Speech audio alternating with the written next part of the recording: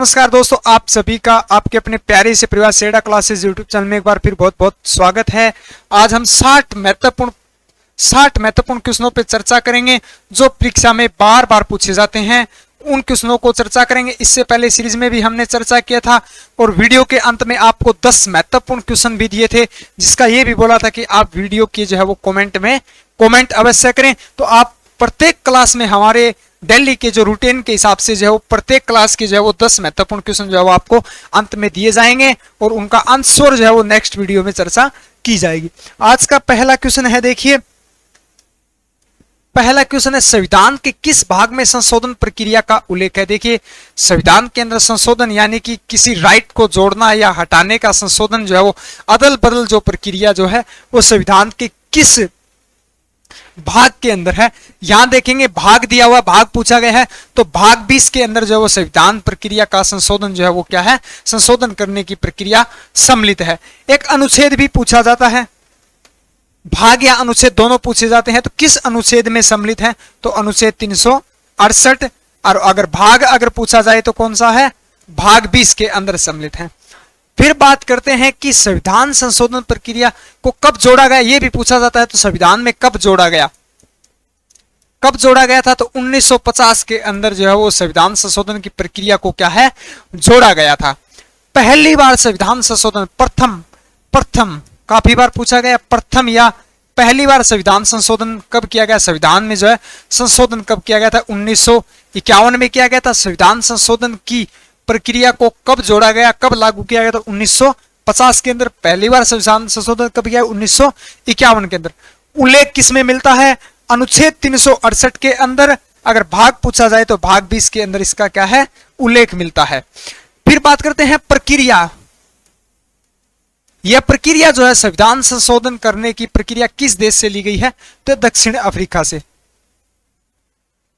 दक्षिण अफ्रीका काफी बार पूछी गई है। दक्षिण अफ्रीका के संविधान से कौन सा राइट लिया गया है, कौन सी प्रक्रिया ली गई है, तो ली गई है संविधान में संशोधन करने की प्रक्रिया जो दक्षिण अफ्रीका से। फिर एक और याद रखें, दक्षिण अफ्रीका से राज्यसभा में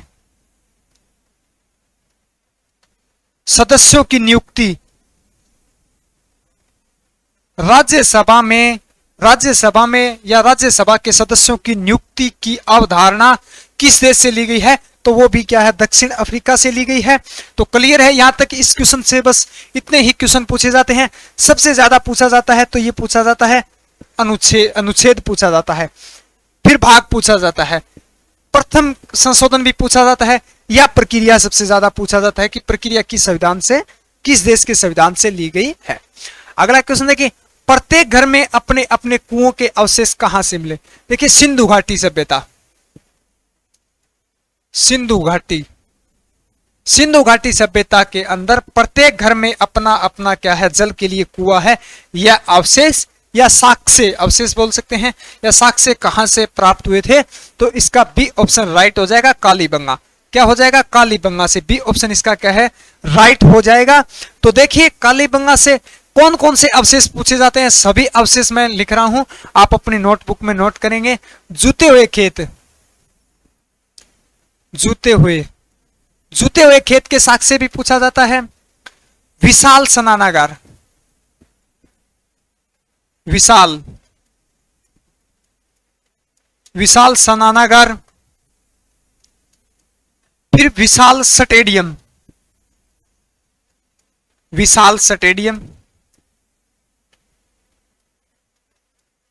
स्टेडियम के अवशेष कहां से मिले थे, यानी कि स्पोर्ट्स से भी पूछे जाते हैं। फिर बात करते हैं योगी बाबा की मूर्ति, योगी बाबा की मूर्ति के अवशेष कहां से मिले। फिर बात करते हैं नटराज की मूर्ति के अवशेष कहां से मिले। फिर आता है सबसे मोस्ट इंपोर्टेंटली जो है वो मानव के साथ कुत्ते को दफनाने के, कुत्ते को दफनाने के अवशेष या साक्ष्य जो है वो कहां से प्राप्त हुए थे। तो चलिए पहला क्या है, जुते हुए खेतों के साक्ष्य कहां से मिले थे, तो ये मिले थे हमारे कालीबंगा से, कालीबंगा से। और कालीबंगा स्थल कहां स्थित है, तो हनुमानगढ़, हनुमानगढ़ राजस्थान के अंदर स्थित है। काली चूड़ियां, ये भी याद करें, काली चूड़ियां, काली चूड़ियां, काली चूड़ियों के अवशेष कहां से प्राप्त हुए थे, तो वो भी कहां से प्राप्त हुए थे, सिंधु, यहां से क्या से, कालीबंगा से। और कालीबंगा स्थल कहां स्थित है, तो ये कहां स्थित है, कालीबंगा स्थल जो है वो हनुमानगढ़ यानी राजस्थान में स्थित है। विशाल स्नानागार, विशाल स्नानागार के जो अवशेष जो वो कहां से मिले थे, मोहनजोदड़ो, मोहनजोदड़ो जो वर्तमान में कहां स्थित है, पाकिस्तान, पाकिस्तान में स्थित है। विशाल स्टेडियम, विशाल स्टेडियम जो है वो कहां से मिले थे, धोलावीरा, कहां से मिले थे, धोलावीरा, जो कहां स्थित है, तो गुजरात, गुजरात राज्य के अंदर क्या है, ये स्थित है। फिर बात करते हैं योगी बाबा की मूर्ति। देखिए योगी बाबा की मूर्ति है वो भी कहां से मिली थी, मोहनजोदड़ो से, मोहनजोदड़ो से। फिर नटराज की मूर्ति, शिव की मूर्ति मिली थी, जो तांबे की मूर्ति, शिव की मूर्ति थी, जो है वो नृत्य करती हुई शैली में दर्शाई गई है, नृत्य करती हुई क्या है, दर्शाई गई है। तो ये कहां से मिली थी, ये हड़प्पा से, हड़प्पा से। फिर मानव के साथ कुत्ते को दफनाने के अवशेष ये कहां से मिले थे, ये रोपड़ से। रोपड़ स्थल कहां स्थित है, तो ये पंजाब में, कहां स्थित है, पंजाब के अंदर स्थित है। रोपड़ जो है एक रूपनगर, रूपनगर जिला है, जिसका पहले नाम रोपड़ था, अब रूपनगर कर दिया गया है। पंजाब में खोजा गया, पंजाब सॉरी सिंधु घाटी सभ्यता का भारत में खोजा गया प्रथम स्थल, भारत में खोजा गया प्रथम स्थल कौन सा था, तो रोपड़ स्थल था, जिसकी खुदाई जब 1954 के अंदर हुई थी और किसके द्वारा की गई थी, यज्ञदत्त शर्मा, यज्ञदत्त शर्मा द्वारा इसकी क्या है, खोज की गई। तो क्लियर है। अगर आपसे ज्यादा जो पूछा जाता है, 17 अप्रैल में यह पूछा गया है, नटराज की मूर्ति के अवशेष कहां से मिले थे, जूते हुए खेत या सीढ़ीदार खेत या काली चूड़ियों के अवशेष, तीनों ही पूछे गए थे 17 अप्रैल को। विशाल स्नानागार भी पूछा गया था, योगी बाबा की मूर्ति भी पूछी गई थी, और रोपड़ स्थल भी पूछा गया था कि कहां स्थित है, इसका स्थिति पूछी गई थी। अगला क्वेश्चन देखिए, आंसू गैस किसे कहा जाता है, आंसू गैस किस गैस को कहा जाता है, तो आंसू गैस जो वो हाइड्रोजन सल्फाइड को कहा जाता है। किसको, हाइड्रोजन सल्फाइड को क्या है, आंसू गैस के नाम से जाना जाता है। और हाइड्रोजन आंसू गैस यानी हाइड्रोजन सल्फाइड गैस को बनाने के लिए किस गैस का उपयोग किया जाता है, तो अमोनिया गैस, अमोनिया गैस को मिलाया जाता है। आंसू गैस बनाने के लिए हाइड्रोजन सल्फाइड में कौन सी गैस मिलाई जाती है, तो अमोनिया गैस इसके साथ क्या है, मिलाई जाती है। फिर मैं कुछ गैसें लिख रहा हूं जो सबसे ज्यादा जो है वो पूछी जाती है, सबसे ज्यादा वहां से क्या है, क्वेश्चन पूछा जाता है। पहला हंसाने वाली, हंसाने वाली, हंसाने वाली गैस, या इसको दूसरे नाम से बोलते हैं लाफिंग गैस, लाफिंग गैस। फिर पूछा जाता है जीवन प्राणदायक, जीवन, जीवन प्राणदायी गैस कौन सी है, कौन सी है, शुष्क सैल गैस पूछी जाती है, शुष्क सैल सोची, शुष्क बर्फ, बर्फ गैस कौन सी है, शुष्क बर्फ गैस कौन सी है। और एक पूछा जाता है सर्वाधिक, सर्वाधिक, सर्वाधिक प्रदूषण फैलाने वाली या प्रदूषित गैस, सर्वाधिक प्रदूषित गैस कौन सी है, यह भी पूछा जाता है। फिर पूछा जाता है यानी कि आग बुझाने में किस गैस का, आग बुझाने में, आग बुझाने में किस गैस का प्रयोग किया जाता है। फिर वाहनों द्वारा, वाहनों द्वारा द्वारा गैस छोड़ी जाती है, गैस छोड़ी जाती है, कौन सी गैस जो है वो क्या है, छोड़ी जाती है। तो चलिए सभी का आंसर लिखते हैं, कौन सी गैस छोड़ी जाती है। पहला है हंसाने वाली गैस या लाफिंग गैस के नाम से किसको जाना जाता है, तो nitrous oxide, nitrous nitrous oxide. Nitrous oxide जो क्या है, ये थोड़ी स्वाद में क्या है, मीठी होती है, तो हंसाने वाली या लाफिंग गैस कहा जाता है। जीवन प्राणदायक गैस या जीवन के लिए हमारे शरीर में सर्वाधिक तत्व कौन सा होता है? हमें मानव के जीवन प्राणदायक के लिए कौन सी गैस आवश्यक होती है? तो ऑक्सीजन गैस। ऑक्सीजन कौन सी गैस होती है? ऑक्सीजन गैस होती है। शुष्क बर्फ गैस कौन सी होती है? तो शुष्क बर्फ गैस जो है वो कौन सी होती है? CO2। CO2 यानी carbon dioxide. CO2 carbon dioxide. Carbon dioxide यानी CO2 गैस जो है वो क्या, शुष्क बर्फ के नाम से जानी जाती है। चलिए नेक्स्ट क्या था? सर्वाधिक प्रदूषण फैलाने वाली गैस कौन सी है? तो ये कौन सी है? CO। CO2 नहीं है, CO है, जिसको बोलते हैं कार्बन मोनोऑक्साइड। कार्बन मोनोऑक्साइड बोला जाता है। आग बुझाने में किस गैस का प्रयोग किया जाता है? तो किस गैस का किया जाता है? CO2 का। किसका? CO2 गैस का प्रयोग किया जाता है, कार्बन डाइऑक्साइड। वाहनों द्वारा कौन सी गैस छोड़ी जाती है? तो वाहन सर्वाधिक प्रदूषित जो छोड़ते हैं वो कौन सी गैस छोड़ते हैं? CO। कौन सी? Carbon monoxide. Carbon monoxide, carbon monoxide gas छोड़ते हैं। एक विद्युत बल्ब में भी पूछा जाता है, उसको भी नोट कर लें। विद्युत बल्ब में कौन सी गैस भरी जाती है? तो नाइट्रोजन। कौन सी? नाइट्रोजन गैस क्या है, भरी जाती है। ट्यूबलाइट में नाइट्रोजन गैस और पारे की वाष्प भी भरी जाती है। तो क्लियर है यहां तक। चलिए नेक्स्ट क्वेश्चन है ब्लीचिंग पाउडर। ब्लीचिंग पाउडर का रासायनिक नाम। सभी रासायनिक नाम है, तो ब्लीचिंग पाउडर का रासायनिक नाम क्या होता है? तो ब्लीचिंग पाउडर का रासायनिक नाम जो है वो कैल्शियम ऑक्सीक्लोराइड। कैल्शियम ऑक्सीक्लोराइड जो है वो ब्लीचिंग पाउडर का क्या है? रासायनिक नाम होता है। मेथेनोइक है ये, मेथेनोइक अम्ल है। मेथेनोइक अम्ल जो है वो इसका किसका रासायनिक नाम है? तो फॉर्मिक अम्ल का। फार्मिक अम्ल को क्या है? मेथेनोइक अम्ल के नाम से क्या है, जाना जाता है। Sodium chloride.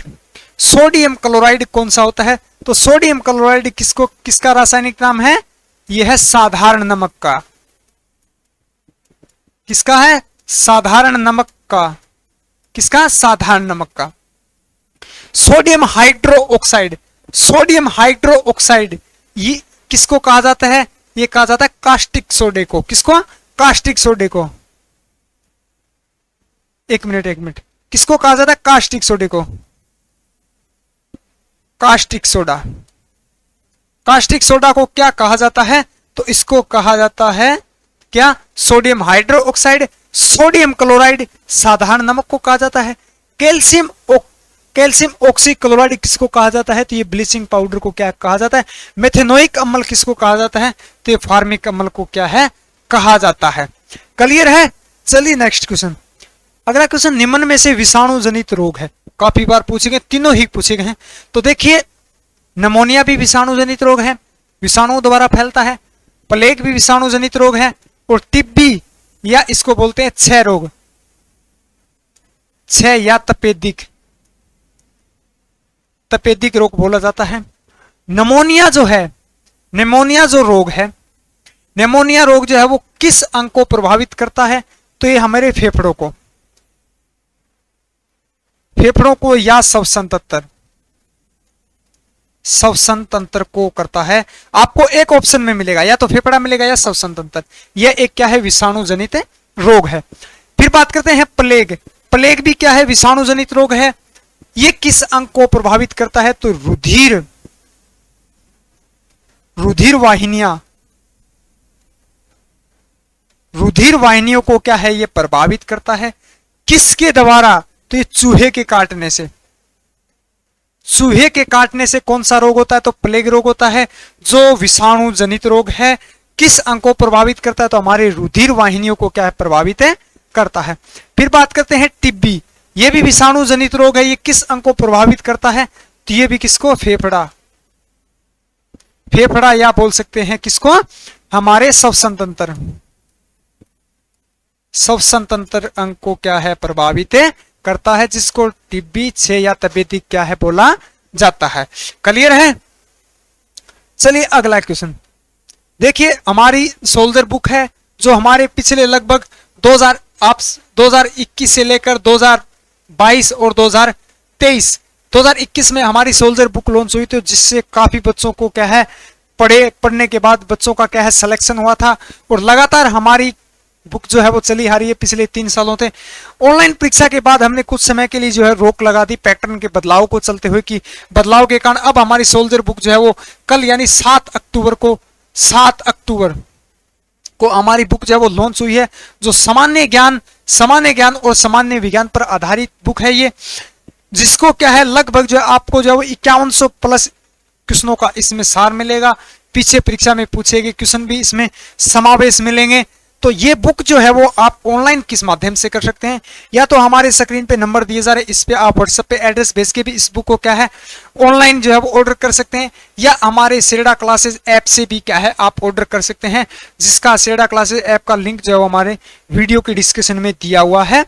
तो आप और अधिक जानकारी या अधिक डिटेल के लिए बुक के लिए आप हमारे व्हाट्सएप पे संपर्क क्या है कर सकते हैं। और इसका फीडबैक जो है हमारी सोल्जर बुक का वो आप हमारे Telegram channel army study point पे देख सकते हैं। पिछले 3 सालों से क्या है ये बुक है चली आ रही है। तो अब जो है इसको नए अपडेट के साथ इसको क्या है कुछ टॉपिक को ऐड किया गया है, तो उसके साथ हमने 7 अक्टूबर को इसको क्या है लॉन्च यानी विमोचन किया था।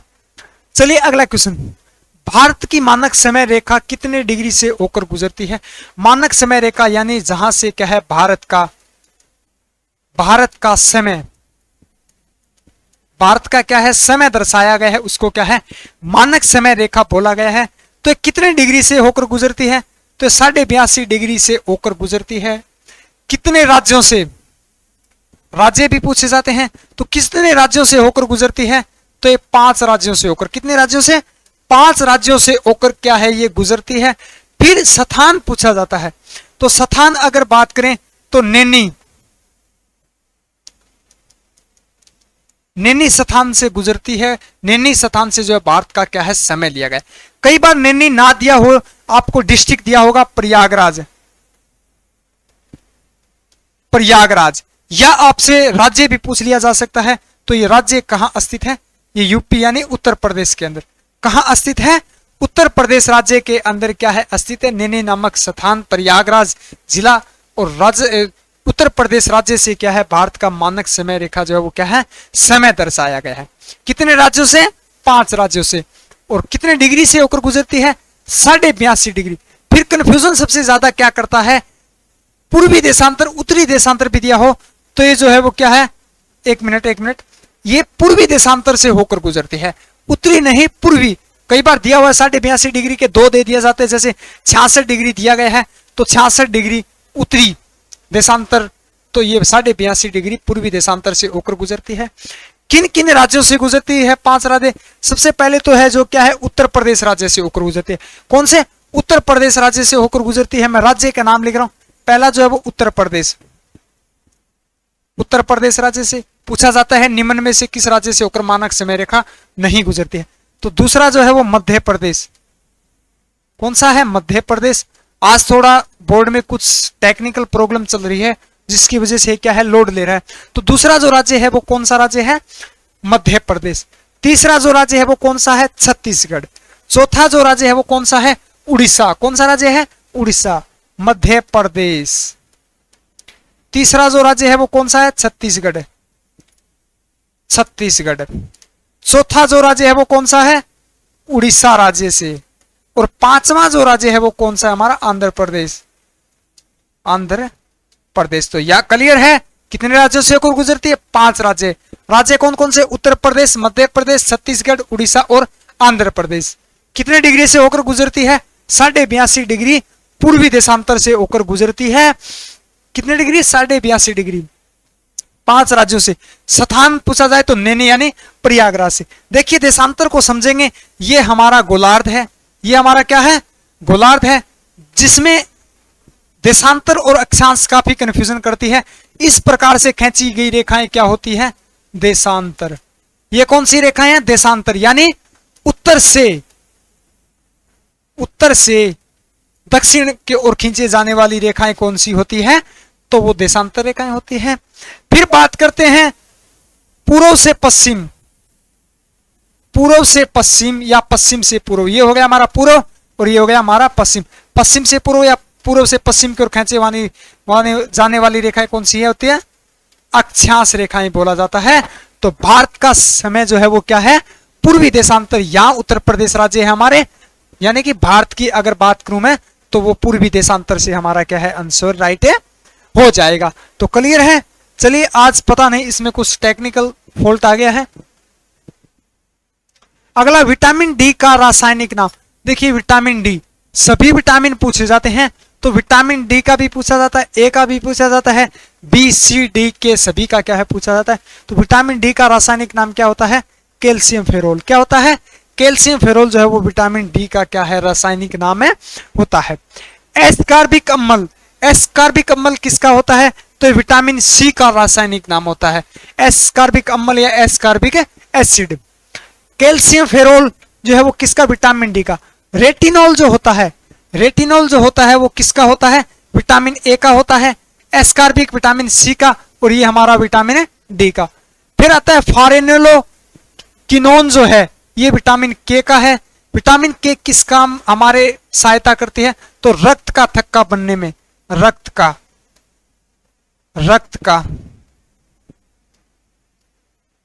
थक्का बनने में कौन सी विटामिन सहायक है, तो विटामिन के है। फिर विटामिन ई आती है। विटामिन ई की कमी से पूछा जाता है कि कौन सा रोग होता है, तो विटामिन ई की कमी से जो है वो जनन शक्ति कमजोर होती है, जिसका रासायनिक नाम क्या है, टेकोफेरोल, टेकोफेरोल विटामिन डी। फिर रहता है विटामिन बी। विटामिन बी का रासायनिक नाम है थायमिन, थायमिन। सभी विटामिन क्लियर है। विटामिन ए का रेटिनॉल, विटामिन बी का थायमिन होता है, विटामिन सी का एस्कार्बिक एसिड होता है, विटामिन डी का जो है वो क्या होता है, कैल्शियम फेरोल, और विटामिन के का जो है वो फेरोलकिनोन होता है, और विटामिन ई का जो है वो टेकोफेरोल होता है। फिर आता है वसा में घुलनशील विटामिन भी पूछे जाते हैं। वसा में और जल में, एक जल का पूछा जाता है, एक वसा का पूछा जाता है। तो वसा में, जल में घुलनशील विटामिन होते हैं बी और सी, और वसा में बच गए ए, डी, के और ई, सभी जो है वो क्या है, वसा में घुलनशील विटामिन है। अगला क्वेश्चन देखिए, जापान की मुद्रा, जापान देश की मुद्रा, जो चर्चित देश होते हैं उनकी मुद्रा और राजधानियां पूछी जाती है। तो जापान की मुद्रा क्या है, अभी हाल ही में पूछा गया है, तो येन जो है वो क्या है, जापान की मुद्रा है।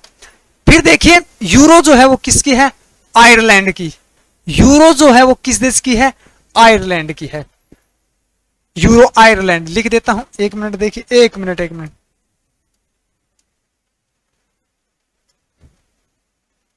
देखिए आज थोड़ा ज्यादा ही इसमें टेक्निकल प्रॉब्लम है। तो आयरलैंड की जो है वो कौन सी है, यूरो है। येन किसकी है, येन जो है वो किसकी है, जापान की। और रियाल किसकी है, सऊदी अरब, सऊदी अरब किसकी है, सऊदी अरब की है। फिर मैं नाम लिख रहा हूं, देखिए एक मिनट। कुछ पूछी जाते हैं, बांग्लादेश की पूछी जाती है सबसे ज्यादा, बांग्लादेश किसकी, बांग्लादेश की क्या है, एक पूछी जाती है अफगानिस्तान, अफगानिस्तान की पूछी जाती है। पाकिस्तान की भी पूछी जाती है, पाकिस्तान। श्रीलंका की तो हाल ही में पूछी गई थी, श्रीलंका। फिर पूछी जाती है नेपाल, नेपाल की भी पूछी जाती है। देखिए सबसे पहले मैं क्लियर कर देता हूं, पाकिस्तान, नेपाल और श्रीलंका और भूटान और भारत, इन सब की मुद्रा क्या है, रुपए। क्या है, रुपए है। अफगानिस्तान की मुद्रा है अफगानी, कौन सी है, अफगानी। बांग्लादेश की याद रखें क्या है, टका। क्या होती है, टका बांग्लादेश की क्या है, मुद्रा है। तो क्लियर है। चलिए नेक्स्ट क्वेश्चन, भारत का सबसे बड़ा बांध कौन सा है, भारत में स्थित सबसे बड़ा बांध कौन सा है, तो भारत का सबसे बड़ा बांध आप सबको पता है कौन सा है, हीराकुंड बांध। हीराकुंड बांध जो है वो क्या है, भारत का, बांध कर लेना इसको, बांध मिस टाइप हो गया था। हीराकुंड बांध जो है, हीराकुंड बांध किस नदी पर है, तो महानदी। किस पर है, महानदी पर स्थित है। और हीराकुंड बांध कहां स्थित है, तो उड़ीसा राज्य के अंदर। कहां स्थित है, उड़ीसा। हीराकुंड बांध कहां स्थित है? तो उड़ीसा के अंदर क्या है, ये अस्तित्व है। फिर बात करते हैं सरदार अलमाटी बांध किस नदी पर है? तो अलमाटी बांध जो है वो कहां स्थित है? तो पहले कर्नाटक राज्य याद रखेंगे, कर्नाटक। फिर बात करेंगे नदी, तो कौन सी है? कृष्णा नदी। कौन सी नदी के तट पर स्थित है? कृष्णा नदी। एक बात यह भी याद रखें, महानदी, महानदी जो है वो क्या है? उड़ीसा का शोक। उड़ीसा का शोक किस नदी को कहा जाता है? तो किसको कहा जाता है? महानदी का। जैसे बिहार का शोक कोसी को कहा जाता है, तो उड़ीसा का पूछा जाता है। अलमाटी बांध कर्नाटक राज्य में कृष्णा नदी पर। सरदार सरोवर बांध किस नदी पर है? तो ये हमारी नर्मदा नदी के तट पर स्थित है। किस राज्य में है? तो गुजरात राज्य में। राज्य भी पूछा जाता है, स्थान भी। भाखड़ा नागल बांध, देखिए भाखड़ा नागल बांध जो है वो कहां स्थित है, मैं यहां लिखता हूं। तो ये पंजाब, पंजाब और हिमाचल, हिमाचल प्रदेश दोनों की क्या है? सीमा पर स्थित है। क्या है? सीमा पर स्थित है। इंडिविजुअली अगर पूछा जाए कहां स्थित है, तो इंडिविजुअली आप कर सकते हैं, ये पंजाब के अंदर क्या है? स्थित है। फिर नदी की बात करें तो ये नदी, तो सतलज, सतलुज, सतलुज नदी के तट पर क्या है? स्थित है। क्लियर है? अलमाटी बांध कर्नाटक कृष्णा नदी, सरदार सरोवर बांध नर्मदा नदी गुजरात में स्थित है, और गुजरात नदी को जो है मध्य प्रदेश और गुजरात की क्या है? जीवन रेखा कहा जाता है। महानदी जिस पर हीराकुंड बांध स्थित है, जो भारत का सबसे बड़ा बांध है, किस राज्य में? उड़ीसा में। उड़ीसा का शोक यानी उड़ीसा राज्य का शोक किसको कहा जाता है? महानदी को। और भाखड़ा नागल बांध जो है वो कहां स्थित है? पंजाब और हिमाचल प्रदेश की सीमा पर स्थित है, जो क्या है? सीमा पर क्या है? ये स्थित है। इन मुख्यतः ये पंजाब राज्य में स्थित है और सतलज नदी पर बना हुआ है। भारत रत्न से सम्मानित, भारत रत्न से सम्मानित व्यक्ति, देखिए मदर टेरेसा को भी भारत रत्न दिया गया है, अबुल गफार खान को भी भारत रत्न दिया गया है, राधा कृष्णन को भी भारत रत्न दिया गया है। तो डी ऑप्शन कर देंगे यह सभी। फिर एक एक को हम एनालिसिस करते हैं। मदर टेरेसा को भारत रत्न दिया गया था 1980 के अंदर। 1980 के अंदर ये क्यों लिख रहे हैं? देखिए 1980 के अंदर भारत रत्न दिया गया था। 1989 के जस्ट एक साल पहले इन्हें क्या है? नोबेल पुरस्कार दिया गया था। नोबेल पुरस्कार, नोबेल पुरस्कार मदर टेरेसा को कब दिया गया था? तो 1989 में। ये भी हाल ही परीक्षा में पूछा गया। किस क्षेत्र में दिया गया? तो क्षेत्र कौन सा था? शांति क्षेत्र में दिया गया था। किसमें? शांति क्षेत्र में। भारत की पहली महिला नोबेल पुरस्कार विजेता कौन थी? तो वो कौन थी? मदर टेरेसा, जिन्हें शांति क्षेत्र में दिया गया था। फिर देखिए एक क्वेश्चन पूछा जाता है नोबेल पुरस्कार की शुरुआत शुरू कब किया गया था? तो 1953 में। इस क्वेश्चन को समझेंगे। प्रथम बार कब प्रदान किया गया? प्रदान किया गया या वितरण किया गया था? तो वो 1954 में दिया गया था। 1954 में पहले व्यक्ति कौन थे? तो कौन थे? राधा कृष्णन। राधा सर्वपल्ली राधा कृष्णन पहले व्यक्ति थे जिन्हें 1954 में क्या है? भारत रत्न दिया गया। भारत रत्न की शुरुआत 1953 के अंदर हुई। प्रदान या वितरण कब किया गया था? 1954 के अंदर। विदेशी व्यक्ति पूछा जाता है। विदेशी व्यक्ति, तो दो विदेशी व्यक्ति थे, एक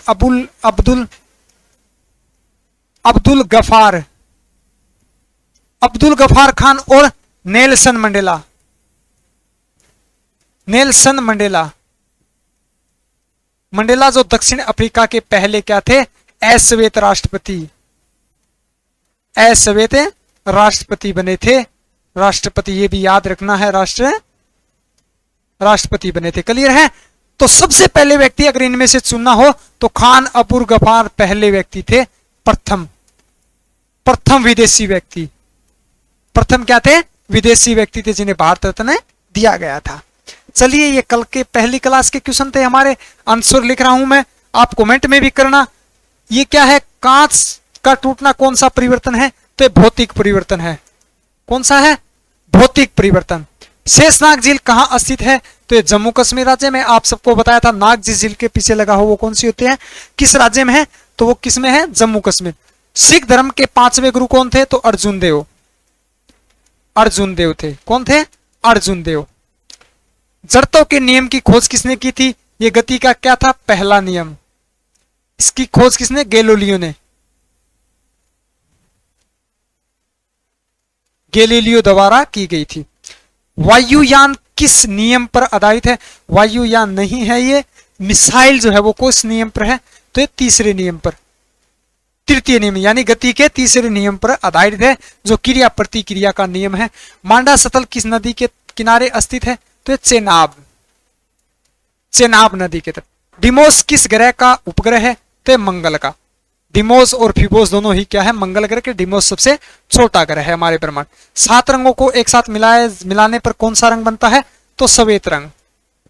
कौन सा? श्वेत रंग बनता है। उच्च ताप किस यंत्र से मापा जाता है? तो पायरोमीटर, पायरोमीटर द्वारा। और निम्न ताप है बैरोमीटर द्वारा मापा जाता है। कांग्रेस पार्टी की प्रथम महिला अध्यक्ष कौन थी?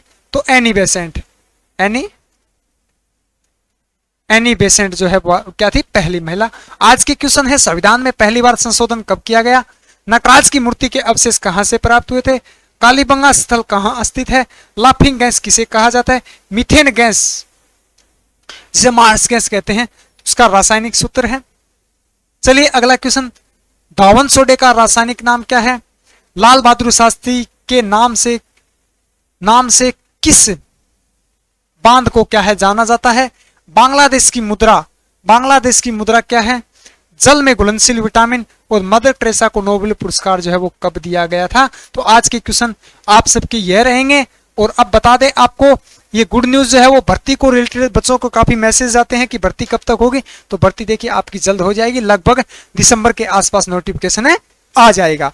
तो आंसर सभी आपको अगर पता है, क्लास से ही क्वेश्चन करवाए होंगे आंसर है, आप कमेंट में जवाब दें। तो मिलते हैं अगले कंटेंट के साथ, तब तक के लिए जय हिंद जय भारत।